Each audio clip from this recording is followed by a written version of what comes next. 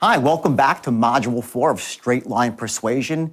Now, this particular module here is absolutely crucial in your ability to persuade and influence people. See, here's the deal.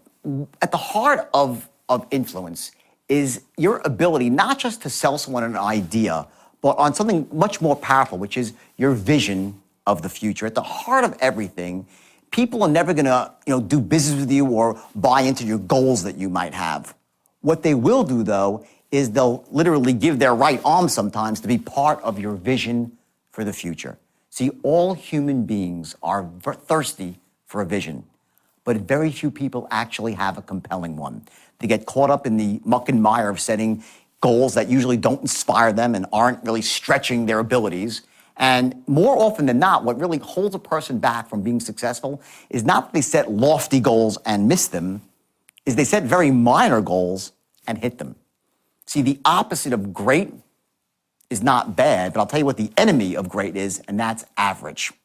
So you're going to learn here very important things about creating a vision for your future, about how to do that. And I don't mean just, a vision inside your head. I'm talking about how you actually see yourself and your family, the people you love and care about, how you see yourself in society, how the moves you make on a day-by-day basis will impact everybody around you and improve the quality of life, not just for those in your immediate circle of influence, but from people that go 3 and 4 levels down. It's like ripples on a pond. You throw the rock in the pond, you see a couple of ripples, and they spread out, and they spread out, and they spread out. When you have a compelling vision, that's precisely what happens. Now, included also in this module, you'll see some things about body language. And I put this in there for a very precise reason, because what happens is when you're actually sharing your vision with people, remember, only 9% is the words.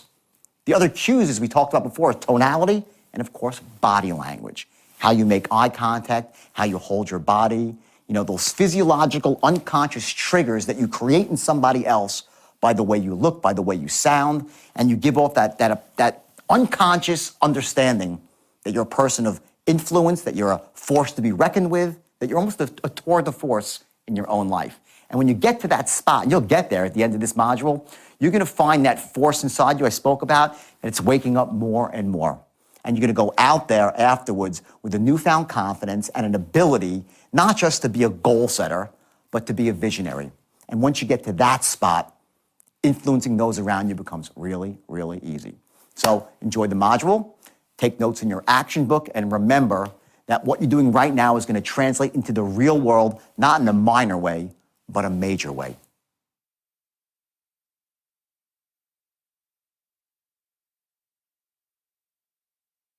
James Cameron. You all know who he is, right? Avatar, right? When he was interviewed, he made a statement, and he said that, my way of success is that I set really, really lofty goals. So if I fall a bit short, I'm still doing okay. Makes sense, right? But here's the thing. James Cameron is not a goal setter, so to speak. He's a visionary. There's a huge difference. The biggest difference I see with people that really succeed in life are the ones that have something that beyond the goal. It's their vision for the future. There's an entirely different level of commitment when you're a visionary. So when you're a visionary and you can get excited about something and really get your thoughts out across to somebody else, how much do you think he had to raise to get Avatar done? First, he put in about $200 million of his own money. $200 million of his own money. Then he had to go out and raise like $900 million more. You can't raise money like that. I don't care if you're James Cameron or anybody, unless, A, you are creating a vision for somebody. It can't just be like, I want you to invest in Avatar because it's going to be a great movie. There's a different level above that where you describe the way things look, what they're going to make people feel like, what it's going to sound like, an entirely new world. He created a new world. That's how you raise money for something, by being a visionary. People will never buy into your goals. You understand what I'm saying here? If you want to get ahead in life, you're going to need other people to want to come along for the ride, to want to buy into your vision with their time or their money. Their time or their money or both. People don't buy into goals. Your goals are your own. You can't sell someone else on your goals. But everybody is thirsty for a vision. people will buy into your vision because they don't have their own. Most people do not have a vision. They go around, and we were taught because this great tape came out in like 1959 called The Strangest Secret by a man named Earl Nightingale, and it was powerful. Anyone here listen to The Strangest Secret? I suggest you do. It's very old, and a lot of it's outdated because what's happened is the language, we're going to get into language a bit later when we go to language patterns. The language has lost its power. What The Strangest Secret really talks about is setting goals, and that you are what you think about. You become what you think about. And by setting a goal, you're essentially activating your conscious mind to focus on a certain outcome. Because of that, you will take actions to move in the direction of that outcome. Does that make sense? Yes or yes? Okay, so what happens is you set your goals and you move towards them, right? The problem is that 40 years ago, it's almost 50 years ago now, we become a society where the word goal is like a buzzword for failure. I'm goal-oriented. What the hell does that mean? Everybody and their grandma has a goal, and they're mostly full of crap. Goals are discarded. I set a goal, I discard it. I set a goal, I discard it. I'm going to tell you to set goals, but what I want you to do, what I implore you to do, is you have to have something on top of your goal, which is your vision for the future. And that goes far beyond what your goals are. You're going to have goals that are stepping stones along the way. That's all your goals are. Your vision is where you live. It's what you must have. The least powerful word, the most disempowering word in the English language is this. This is the word of losers. You ready for it? I'm going to give it to you. It is the stupidest word in the entire English language. You want to know what the word is? Very simple. Should. It's the dumbest, most ridiculous, most disempowering word in your vocabulary. Tell me what you should do. What should you do? It's a word, well, I really should do this. I really should. It's crap. If you want to succeed in life, and this word is attached to any goal you have or any action you should take, it is worthless and self-defeating. Knock this word out of your vocabulary. What's the word? Who knows the word? Anyone know? Will or must. I will, I must. Those are words that will allow you to move forward in the face of fear, in the face of seemingly insurmountable obstacles. Will and must. The point is this. The words that you say to yourself every single day are what dictates your actions. Bottom line, you have to set a goal, but on top of the goal is got to be something infinitely more powerful and personal to you. And that's your vision for your own future, how you see your life going, how you see yourself living, your family, your children, your parents. Can't rely on the government, God knows we can't, right, to take care of our families or ourselves. Social Security is nearly bankrupt. And whatever they do give you, I got my social, I'm sad to say that I'm older, but I actually got something. Maybe you get this too when you're younger. I got a thing saying what I'm going to get at the age of 65. It was scary. Like $1,100. It's enough to pay for my diapers when I'm in a nursing home, okay?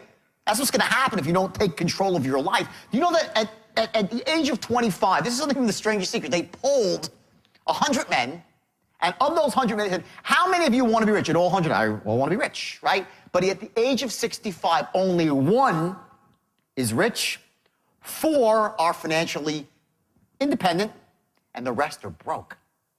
What is it that causes a person to give up on all their hopes and dreams between the age of 25 and 65, so most of them live a disempowered life and act like creatures of circus? So what is that?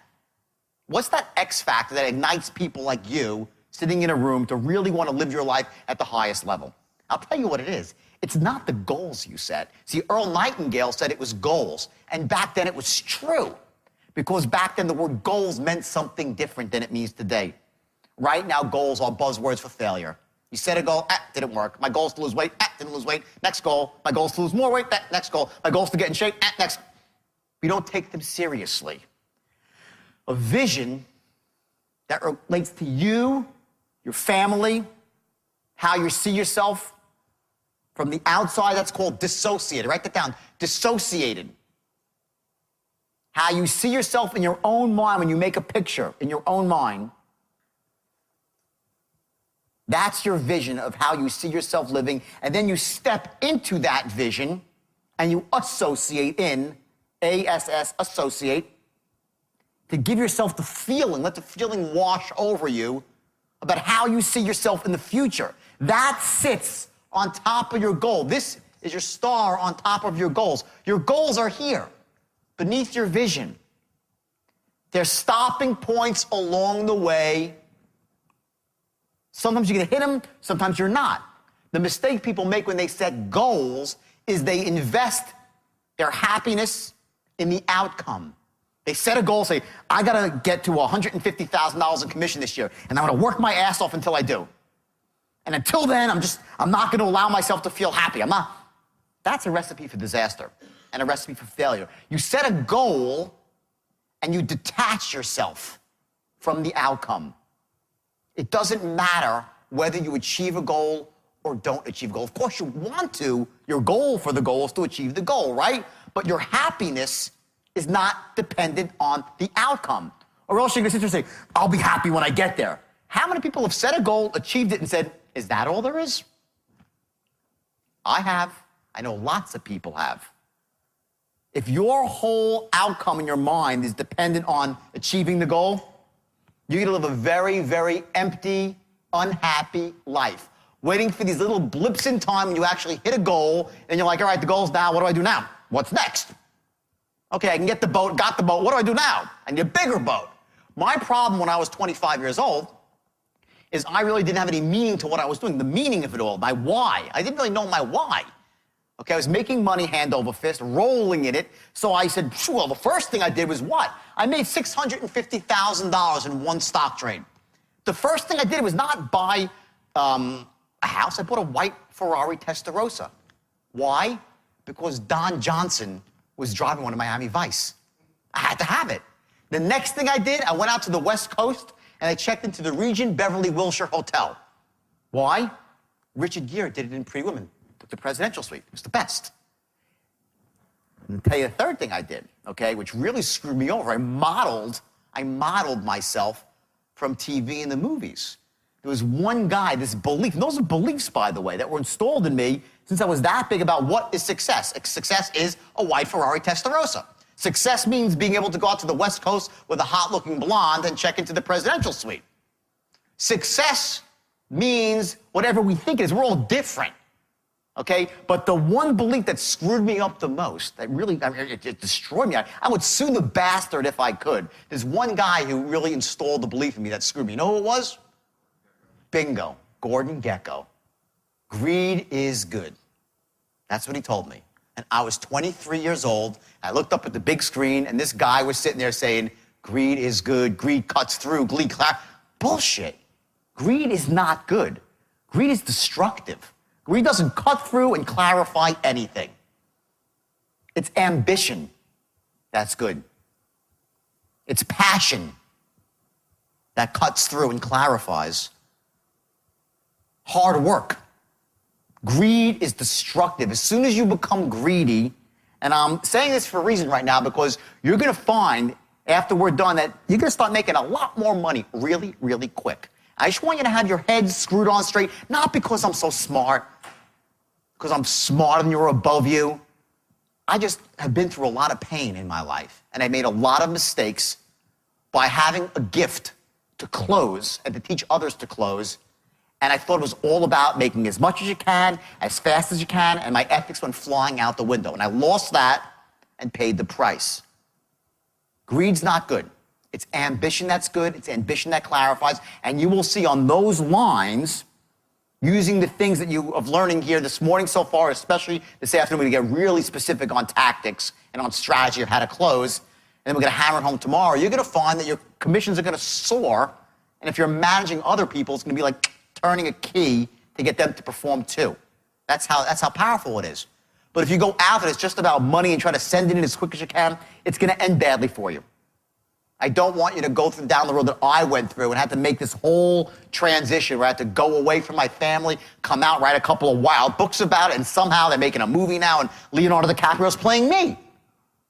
Leo DiCaprio is playing me in a movie coming out next year. He's the wolf. And like, everyone's like, wow, Leo's playing you. And I'm like, yeah, I'm sort of honored. I wish it was for curing cancer. It's not like, he's playing me, and it's sort of like it's good. And hey, my life has meaning on many levels, as a cautionary tale and as a motivation story. Cautionary to what happens when you take something that's really, really great and go hog wild and lose your ethics. It's motivating to know that any one of you, with a little bit of training can become fabulously wealthy. Fabulously wealthy. As long as you're willing to do the work and follow the system.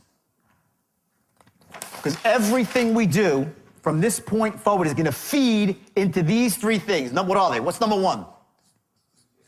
We'll do sharp first. Second is what?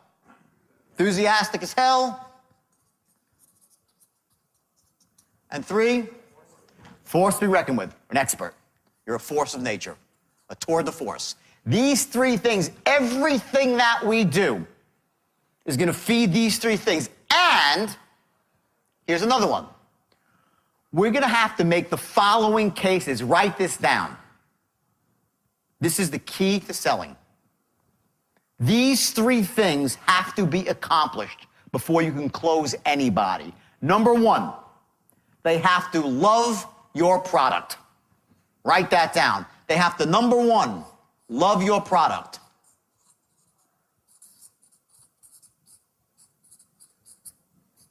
I can't write. I can't physically write English. It's the weirdest thing. I can type English really, really well. Okay, I can't write. Love your product.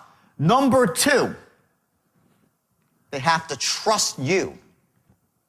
Trust you.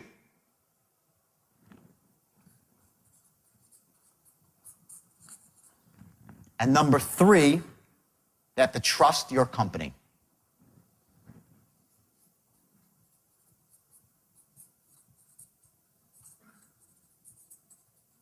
These three things, when they're not, if any one of them is missing, people will not buy. Think about it for a second. I'm a salesman, and I'm selling you a car. Right? Let's use car sales, because it goes to any sales. All right? You come down to the dealership, and you love me. You've known me, in fact, for years, and you know I'm a trustworthy, honest guy, and I really always do the right thing. In fact, you know my dealership is just the same way. We're charitable, we're altruistic, give money away to the right places. We always stand behind our product, reputation for great service, right? You love me, you love my company. But you know what? You think my cars stink. Will you buy a car from me? Yes or no? Not in a million years. You will not buy a car from me if you don't love the car. If you like the car, will you buy it? Okay? If you're pitching somebody a loan modification, okay, and you get them and you go through the whole thing and then you say, what do you think? They're like, sounds pretty good. Are they going to buy? Never. It's not enough they like your product. They have to love your product. They have to think it is this. Write this down. The best thing since sliced bread.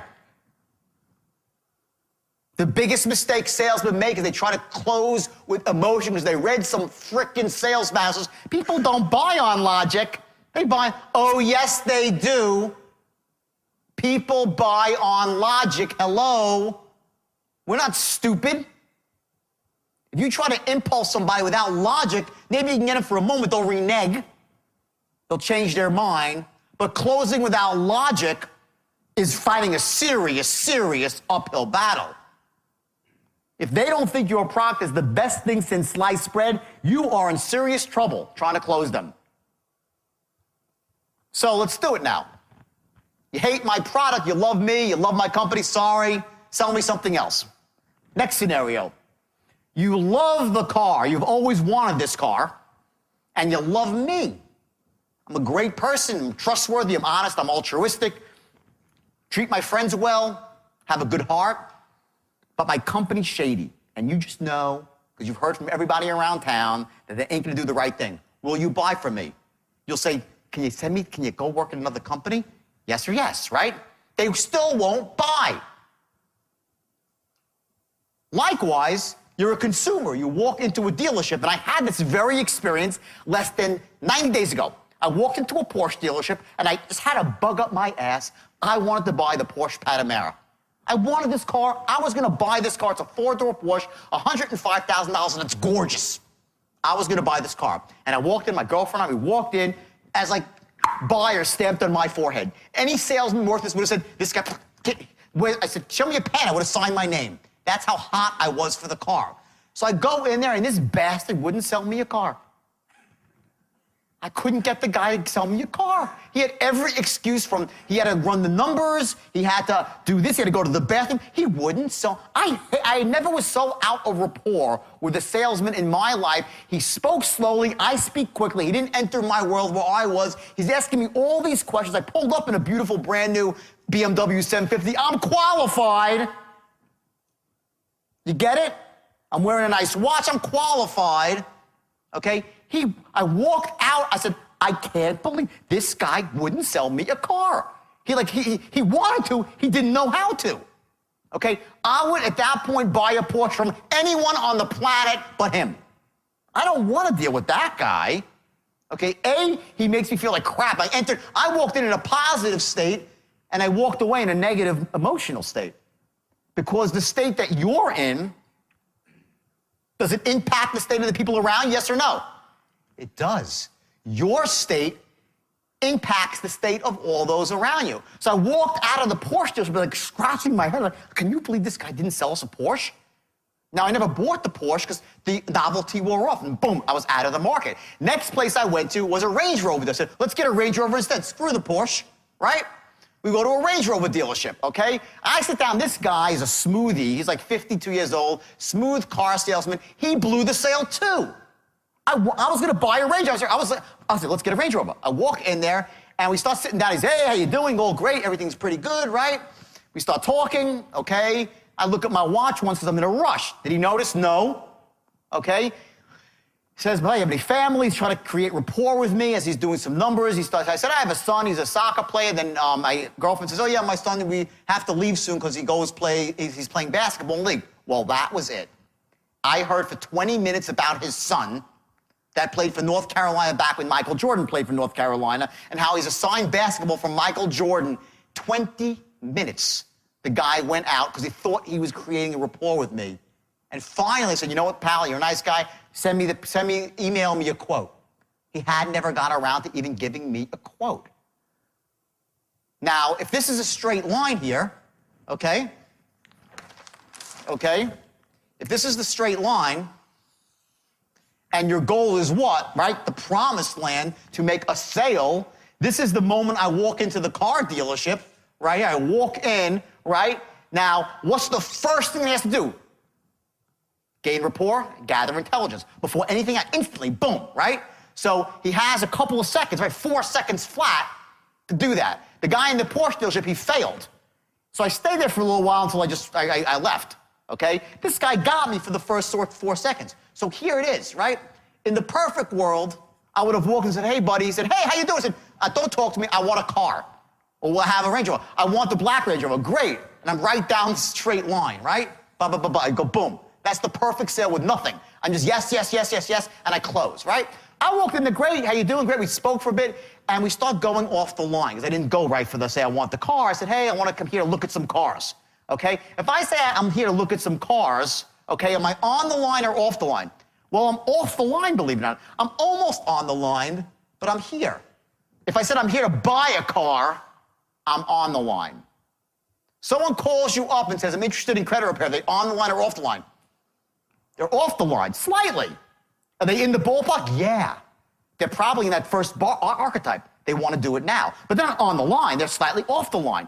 This is the concept of controlling the sale. So watch what happens. So I walk into the car dealership, okay? I'm close. I'm here to look at a car. I'm interested in buying a car.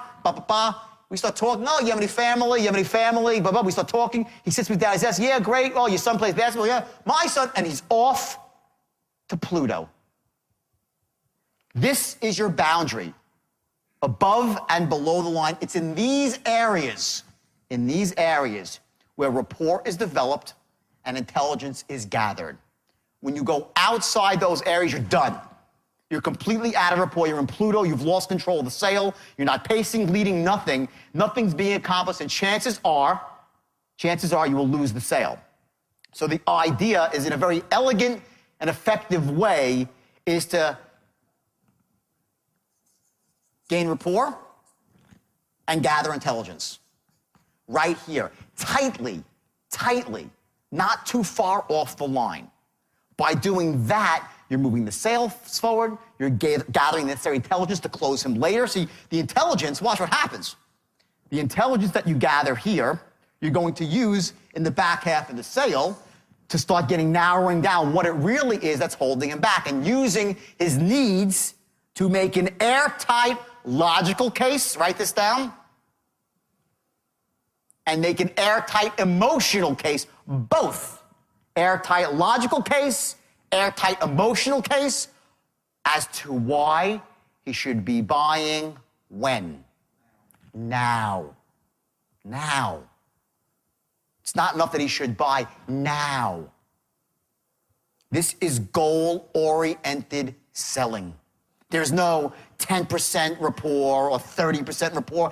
It's all about rapport, and it's all about gathering intelligence every step of the way. Every word is deliberate. Every tonal pattern you run is deliberate to elicit a certain emotion, and each one brings them along the line. And if at any point along the line you realize that A, they can't afford it, so to buy it would put them in a bad position, you stop and don't force the sale. You don't force the sale if they should not buy. Because what will happen is when you get into rapport with these people and you run a couple of language patterns, they'll say yes and do it, and they won't even know why. Have you ever been, one of the things you're going to find when you finish this training here, you're going to start seeing people trying to manipulate you. When you go to buy stuff, you'll start saying, oh shit, now I know why I bought that stuff. You were straight line without even realizing it. Now maybe they didn't call it the straight line, someone ran a pattern on you and broke a couple of your core beliefs and made a case to buy now, and boom, you did it, and you're like, why the hell did I buy that? Who's ever bought something after you're like, why did I buy that? Okay, that's why.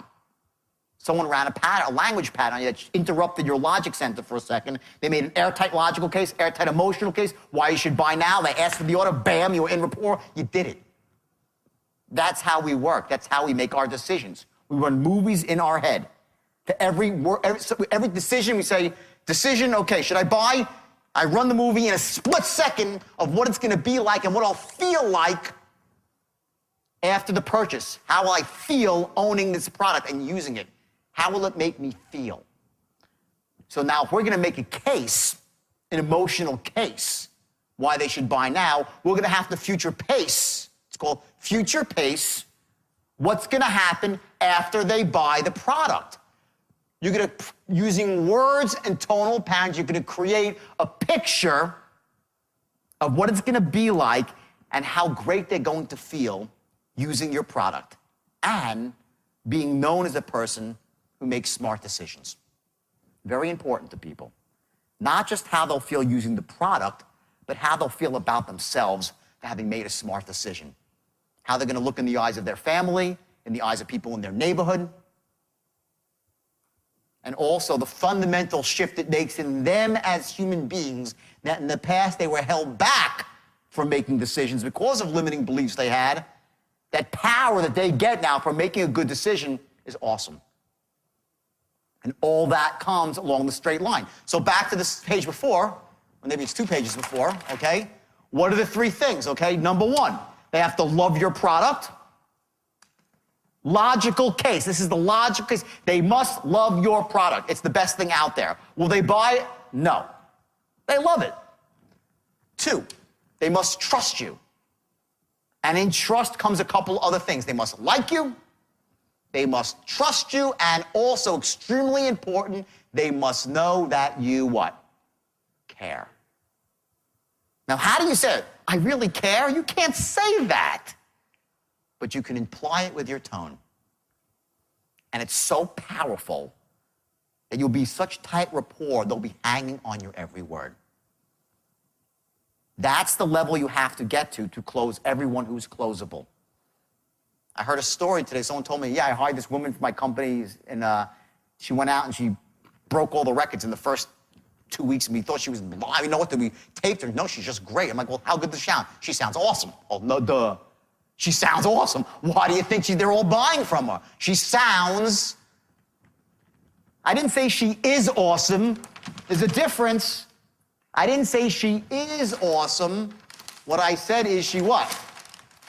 She sounds awesome. There's a difference. Sounds often, her tone, how the words flow out of her mouth like elegant pearls. They come out of her mouth. I went down to Wall Street. I was the sharpest salesman I had seen. I was 22 and I knew I had a talent to sell. I owned a meat company. I went door to door selling meat and seafood. Knocking on doors, made a fortune. When I was 22, built a company with 26 trucks on the road. 26 trucks. I came up with an early version of the straight line and was training people that were almost like crack addicts. They were like the worst, the bottom of the barrel, and they became master closers because crack addicts can sell really well when you get them motivated. The problem is when they crash, they disappear with the meat. Now, I was a young kid. I didn't know what I was doing. I thought I was making a fortune. I went out and bought myself a beautiful Porsche. I thought I had it made. I thought I was a millionaire. I was out of business like that. Like overnight, like all of a sudden, where'd the money go? You know, anyone who's in business knows this early experience. When you first go into business, I know Michael knows it very well, okay? You make all these mistakes, so you think you don't realize about cash flow and receivables, and you grow on credit, and you make all these mistakes that new business owners make. I made them all, I was out of business. So I heard about some guy who was making like $1 million a year as a stockbroker, and he was not that sharp. I was like, wait a second, if this guy can make $1 million, I can make $100 million. Well, I was right. And I went down to Wall Street, and the first day I walked into a Wall Street boardroom, boom, I was blown away. The mighty roar of the boardroom, I was just absolutely blown away. And they sat me next to a guy named Mark Hanna. And the guy was so smooth. His voice was as smooth as silk. And I learned something that instant I sat down next to him. I heard him pitch on the phone, and it didn't matter what he said. He was ripping people's eyeballs out, which I do not suggest you do. He was ripping their eyeballs out. And this was a big firm. It was hard selling, hard. It was basically, you know, I was notorious for saying either they buy or they die. I'm not proud of that I said that. And unfortunately, it was on the front page of Forbes magazine. So that wasn't good for my image, okay? But I did say that in a moment of insanity. You know, either they buy or they die. Rip their throats out. Not good stuff. But that's what I had seen in this brokerage firm, LF Rothschild, and it's also what I heard Gordon Gekko say. Rip their throats out and suck their skulls, right? I was influenced by what I'd seen, and it was off course. My point is this. He was ripping people's eyeballs out, and he sounded like he was apologizing at the same time. I was like, what? I never heard that before, because I was a hard-selling street salesman. I'm like, what? And I listened, and I'm like, Jesus Christ, this guy's got the most unbelievable tone I've ever heard. He'd be like, sir, let me say this. And I'm like, I'm like, wow. He'd say, sir, I want to be an asset. He has a way of really, and he'd say, you know, pick up 10,000. And the people were like, okay, Mark, like, I want to be an asset to you and your family. His tonality had this sort of like this velvety smoothness that he'd be like apologizing to you for asking for your money. You're sending it in, you love the guy, and he lost everyone millions. Okay? And I was like, Jesus, I said, there really is something to this tonality. And I added tonality to my arsenal. I never really had focused in on it before. I had focused in more on structure. And I added tonality to the mix of it all. Later on, I opened up my own company. About 1.5 years later, after the market crashed, shortly thereafter, and I had an opportunity to open up my own firm, and I did it. And in the beginning, I didn't really have the straight line. I didn't have the straight line. But I knew all this stuff, and it was kind of in my own brain floating around, but without a system. See, it comes down to a system, okay? And without a system, you can never rise to the highest level. You need a system. I had all this great information, all the stuff I'm teaching you about, you know, loving the product, I knew all that. I knew about tonality too. I knew about limiting buying lists. I even knew that. I had it all there, but it wasn't a system. So what happens is when you don't have a system, I could teach someone, and if they have talent, they take to it. But since it's not a system, if I teach someone it's not a natural, they can't take to it.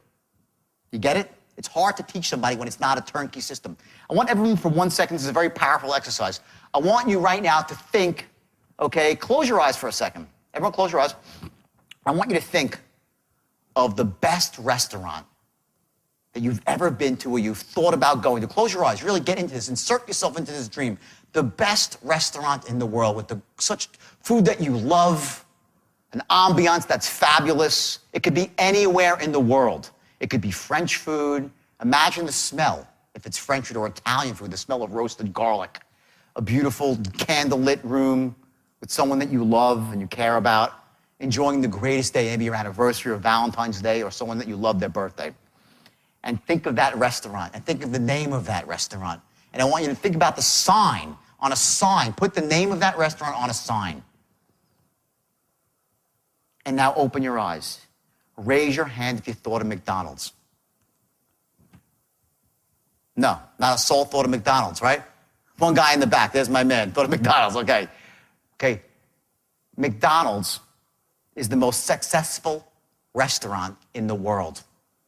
The food stinks compared to what you're thinking about, like Le Cirque. It's good fast food. The ambiance, it's clean, but is it beautiful? No.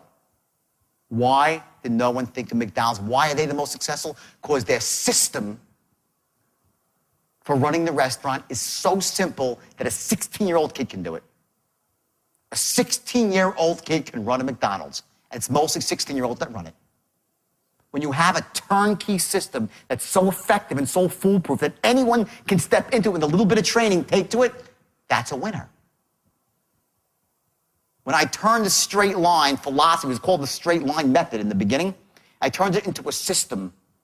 Everybody, and I mean everybody, succeeded. Men, women, even people with accents. Oh, that's the one tough thing to overcome. If somebody has a thick accent, very difficult, especially on the phone. But that aside, anyone could succeed with it. And I had people that were 17 years old.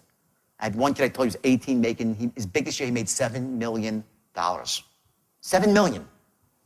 I think he got a GED from high school. And he was working in a pool. He was a great pool player. He worked in a pool. He was hustling people playing pool. I had a kid named Bobby Koch who worked for me. He's an Irish kid. He had a big, beefy head, this kid. Big, giant eyeballs, right? And this kid was as dumb as a box of rocks. He was really, I'm telling you, he had an IQ just north of Forrest Gump on 3 hits of acid. That was Bobby Koch, okay? Bobby Koch came to me with all the desire in the world. All the desire in the world. His New York accent was so thick, it was like sludge coming off the words. Bobby Koch had never read the Wall Street Journal in his life, and if he tried to read it, he wouldn't know what it meant.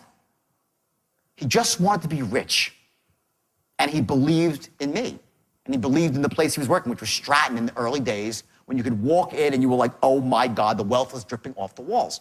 So Bobby sat down behind a desk, one of the first 25 people that was in the firm, and I trained him like we're doing here every day. Just imagine this every day for 2 years.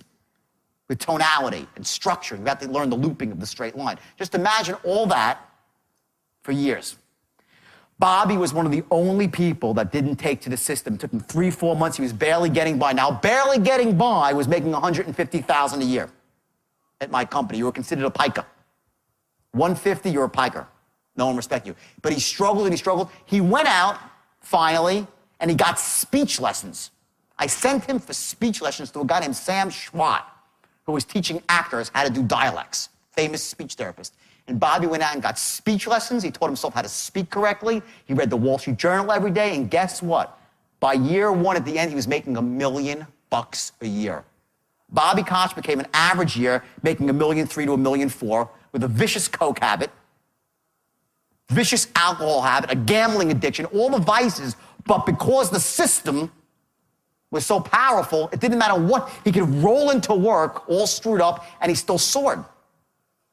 Okay? That's the power of the system. Now, to take it forward, many years later, my firm closed down. And guys like Bobby Koch, they made $1 million, they spent $1.1 million. That was their nature, to spend big and live big, to live the life.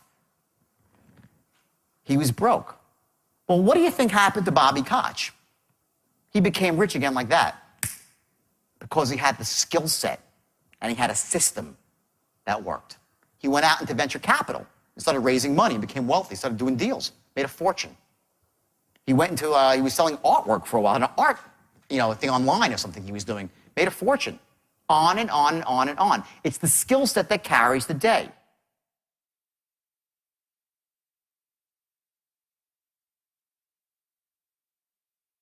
So now we talk about tonality, right? Let's talk about the other element of this, okay? And the other element of this is body language. Let me explain to you about what body language really is. It's the management of space and time. Your space around you, the way you move throughout the world when you move into a room, okay? That's body language, okay?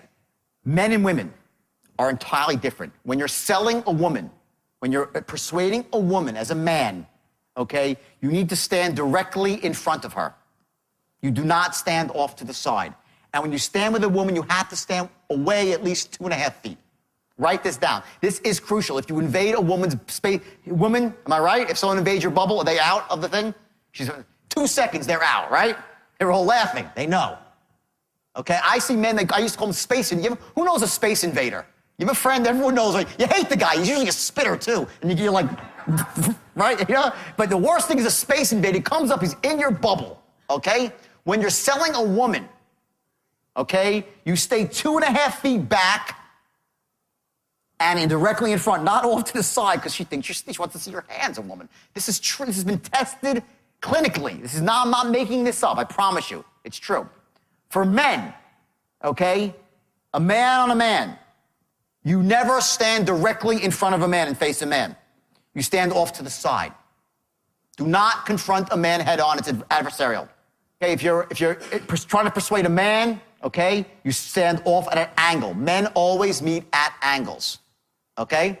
It's uncomfortable for a man to be face-to-face with another man, okay? Number 3, for men, okay, things like pinky rings. Very bad.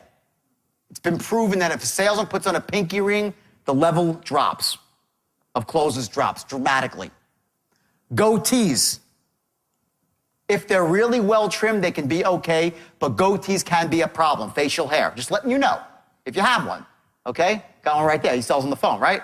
I'm just telling you, sometimes goatee, if you're face-to-face, can be perceived as adversarial in some way, okay? Whatever, okay? Next, handshakes. Making a handshake. The way you shake someone's hand says an awful lot about who you are. Okay, there's lots of different types of handshakes. Number 1, you have your basic handshake, right? Which is a neutral handshake, right? You shake the same waist level, same pressure as them, right? That's your cooperator's handshake. That's your best handshake. Do not do the old nice to glean, the guys like that. People do not like that handshake. They will not buy from people that shake their hand that way. They're intimidated. They're intimidated, okay? That's an aggressive handshake. Conversely, you have the passive handshake, which is like this. You ever see this one? You go to shake someone's hand, right? Believe it or not, that's the ultimate power handshake. When someone is doing that to you, they're showing you they're trying to show you they're in power over you. Believe it or not, a wimpy handshake is from a man who gives you a wimpy handshake is showing you that they're in power over you. I was shocked when I heard this. I did research. I didn't believe it. And I actually found 5 sources. It said the wimpy handshake is the power handshake. Okay? So don't go out there trying to be all passive out there with somebody. Think if you shake their hand, they'll think you're non-aggressive and non-threatening. You shake the cooperator's handshake. Okay? Dressing for success. Okay? This is something I mentioned earlier. I went to a seminar with someone who I thought was a wackadoodle, this guy. Okay? But he's also brilliant. Some wacky people are really smart. I'm wacky, right? And I learned a couple of things there that really I found to be helpful when I train other salesmen. And what he called it was wrapping your package. And I hated this phrase, wrap your package. Stop it, wrap your package. But he meant wrap your package. It means dress your best, okay? It's called wrapping your package. Certain colors. Right now, I am not dressed to close because I'm not trying to close you. This is a training exercise. I'm here to train you. I'm comfortable. I'm casual. I have short sleeves on, okay? In fact, I'm going to take it off. I wore short sleeves because for me, it's about comfortability, okay? If I was trying to sell you something, okay, stand up. This man, stand up. Seriously. He went to the same seminar. This is how you dress to close. Suit, slight pink color, all matching. That's a closer's outfit. Now, I know we're not here to close. I want you to understand. Thanks a lot. Thanks. I want you to understand that when you dress that way, what are you doing? What do you say? What did you address here? Let's go backwards for a second. When someone wears a suit like that, what is he saying? Authority figure. How you dress creates a level of whether you're here or here. I don't like wearing suits. I just don't. I'm a jeans and sneakers kind of guy. But I know this. When I get up on a stage to close a lot of people, or if I'm going face-to-face to influence somebody, I'm going to wear a suit, blue, dark color, black, not flashy, gray with pinstripe, not a mob pinstripe suit, solid color, white, pink, solid color tie, clean, handkerchief to the highest level. You don't have to be that guy if it's not congruent with who you are. Don't do it. I'm just telling you, I want you to give you every bit of tools for your arsenal of what really, this stuff works. I hate to say it because I don't like it, but it works. And, I have two philosophies. Would you want to look foolish sometime and be rich, or look cool and be poor? I choose rich, right? You say words the way they should be said with tonality, even if it feels a bit goofy to you, because you make money like that. As long as it's not anathema to your existence, okay? You need to be congruent with who you are as a human being. I'm not saying that, because if you're not that, it won't work. You'll come off as disingenuous and it won't work. But to a point, you got to find out what represents the best you and dress that way. You dress for success. It's a very simple rule. You dress for success. Don't dress for failure. It doesn't take that long to put yourself together in the morning. It really doesn't. And I'm not that, so I throw stuff on my body. I'm not a great dresser. I'm just not, okay? But when I'm going to close to work, I dress appropriately. Now, there are some people, and this man who I trained with was one of them. He said, I disagree. I'm just giving you both, I want to give you both sides of the coin, so you know. He's like, I dress like that in a suit and tie every second of the day, even when I'm not working. He stays in character his entire life, and he's a character, all right. He stays in character, okay? When he's out for dinner with his wife, he's got his suit and hanky on. Now, I can't be that person, but there are people that say when you do that, and you're in character, you feel better about yourself, you feel like more of an authority figure, and because of that, you act on it, and you make more money. Food for thought. Wrapping your package. What I suggest you do, especially if you sell face-to-face, okay, you got to find out the dress code that works for you. Don't look like a slob. If you have a pinky ring, take it off. Take it off. Pinky rings have been shown to drop closing rates by 50%. 50%. Distrust. Now, if you own a gambling hall, maybe you wear a pinky ring, right? But not if you're selling cars. Okay, we spoke about discursive awareness. That's what the management is, angles with women and men. Okay, another thing, eye contact. 72% of the time you must make direct eye contact with somebody in person. Less than 72% of the time, it drops off. Your trust, they don't trust you. When you make eye contact, okay, you're developing trust, you're an authority figure, and you're sharp. Matching and mirroring is what we spoke about. This is body language. When you meet somebody, let me just go through it one more time. I did it briefly before, but you can see my body, okay? Mirroring means that you're directly doing what someone else is doing. So you're sitting across from somebody in a meeting, and they go like this, so you go like this. And they look at you, and if they don't catch you, it's powerful because they start to then do this, and you do this. You follow their moves almost as they're doing it. And you get into very, very strong unconscious rapport. I trained with a guy named Dr. Richard Bandler. I don't know if any of you know who he is. He founded neurolinguistic programming, the technology of neurolinguistic programming. Very powerful. The guy's like nuts. He's half nuts, but he's amazingly brilliant. Bandler, B-A-N-D-L-E-R, Richard Bandler. Brilliant guy, and he's wild, and He really is one of the gurus that was behind the entire self-help movement in the 70s and 80s. He's the guy who trained Anthony Robbins, and he trained all this Paul McKenna, this whole group of people that came out of self-help, 70s and 80s. And Bandler did these experiments with people with matching and mirroring. And when you mirror somebody, you get into massive rapport with them. The less offensive way is not to mirror, but to match. And that means when they go sit down on a stool like this, okay, and they, cross their arms, you don't as they're doing it, cross your arms.